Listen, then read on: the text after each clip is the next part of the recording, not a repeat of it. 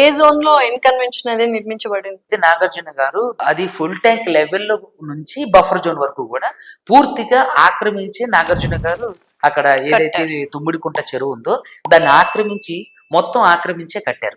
So కాబట్టి అది 2014లోనే ప్రభుత్వం ఏది తెలంగాణ హైకోర్టు దాన్ని కూల్చేయమని ఆర్డర్స్ వచ్చింది. బట్ ఆయన ఏంటంటే ఎవ్రీ ఇయర్ నేను స్టే తెచ్చుకుంటున్నా అని. ఎవ్రీ ఇయర్ ఏమండి చూడండి, స్టే అనేది ఎప్పుడు వస్తుందండి? స్టే అనేది సంవత్సరాల తరబడి ఉండదండి.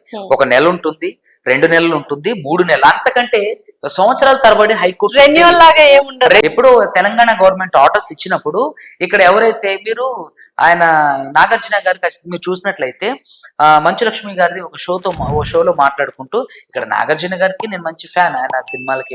కానీ ఇక్కడ ఆయన చేసిన పొరపాటు ఏంటంటే చెరువు భూములను ఆక్యుపై చేసి ఆయన 1000 ఎకరాలు 100 ఎకరాల్లో భూములు కొనుక్కొని ఉండొచ్చు. కానీ ఇందులో నాగార్జున గారు చేసింది మాత్రం 100కి 200% తప్పు.